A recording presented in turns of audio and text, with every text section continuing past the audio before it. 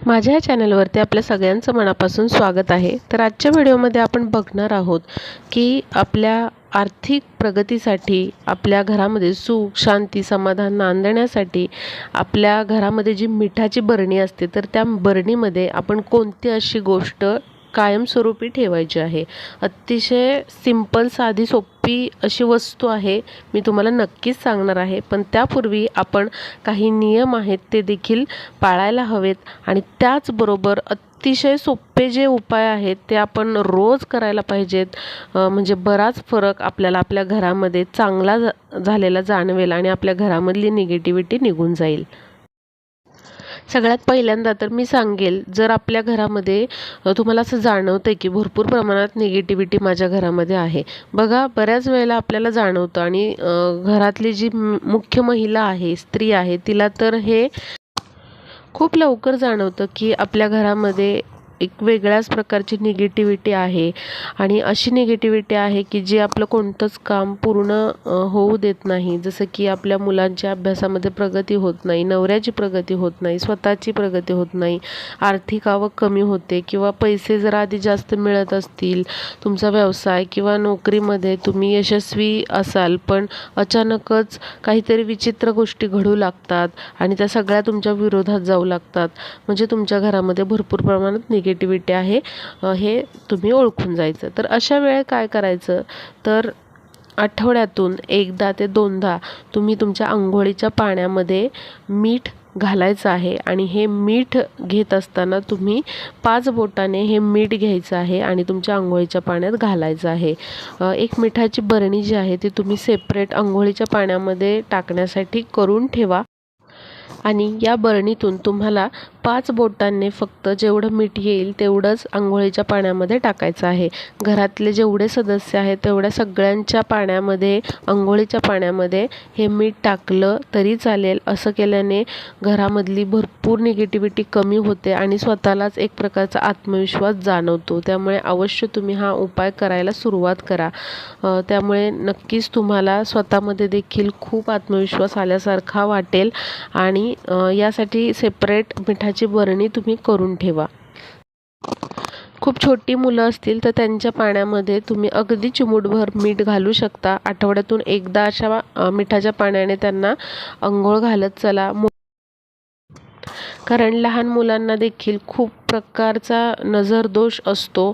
त्यामुळे अशा प्रकारचे काही नजरदोष असतात ते देखील निघून जातात जर तुम्ही आठवड्यातून एकदा तरी अशी चिमूटभर मिठाने मीठ जर त्यांच्या अंघोळीच्या पाण्यात वापरलं तर।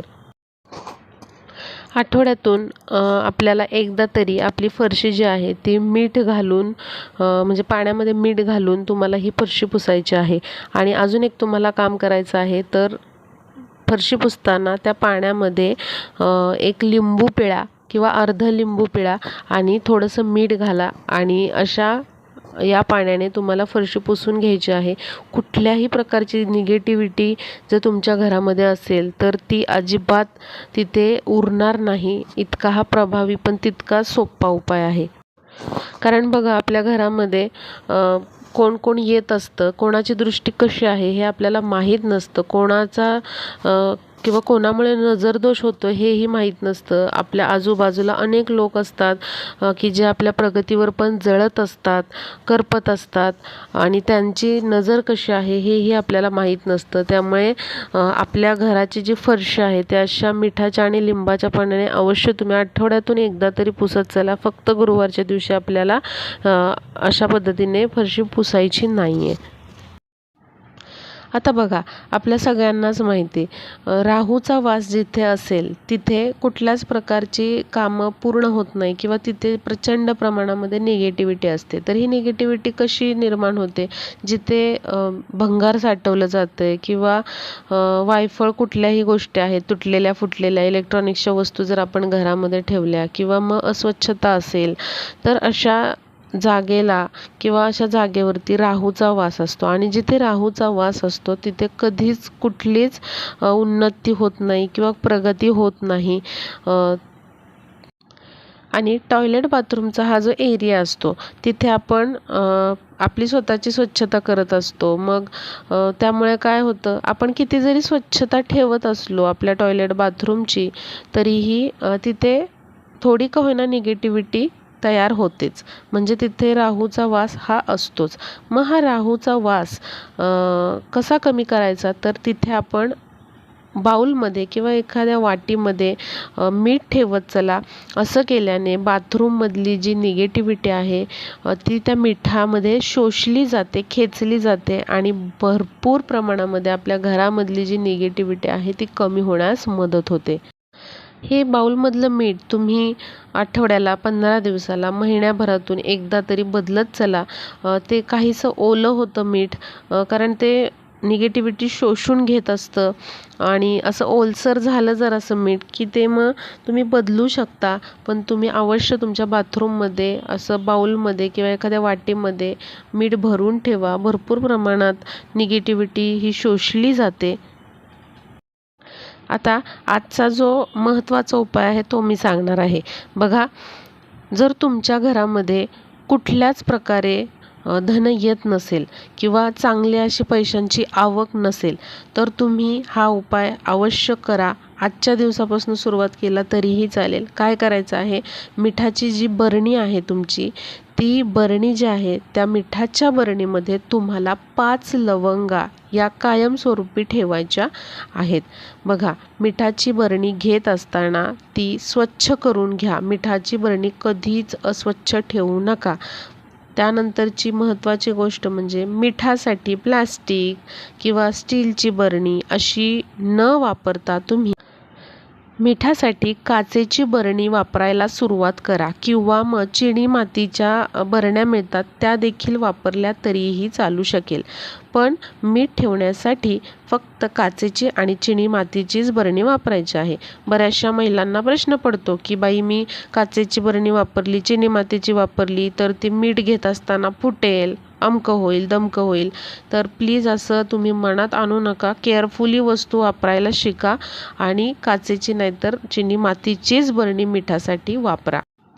आता रोजच्या वापराचं जे मीठ आहे ते तुम्ही वेगळ्या काचेच्या बरणीत ठेवा. आणि आत्ता मी जो उपाय सांगितलेला आहे की तुम्हाला मिठाच्या बरणीमध्ये 5 लवंगा ठेवायच्या, त्यासाठी तुम्ही एक छोटीशी काचेची नाहीतर चिनी मातीची बरणी घ्या.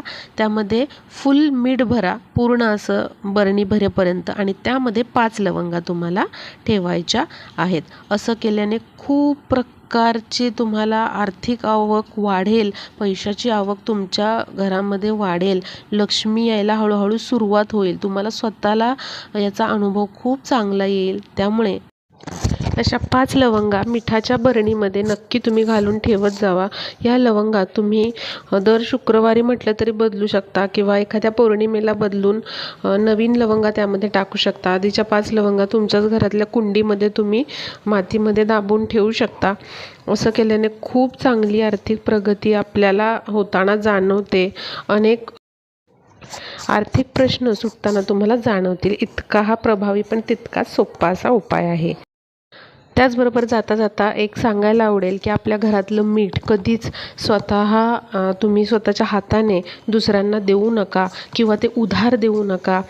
कारण मिठामध्ये लक्ष्मी वास करत असते. त्यामुळे आपल्या घरातलं मीठ कधीच कोणाला द्यायचं नाही आणि मीठ कधीच फेकून द्यायचं नाही. सांडलं असेल तर ते पाण्यामध्ये तुम्ही विसर्जन करू शकता. तर आजचा हा व्हिडिओ जर तुम्हाला आवडला असेल तर जास्तीत जास्त मैत्रिणींना शेअर करा, म्हणजे त्यांना देखील ही माहिती कळेल आणि आपला व्हिडिओ युजफुल ठरेल. भेटूया पुढच्या व्हिडिओमध्ये.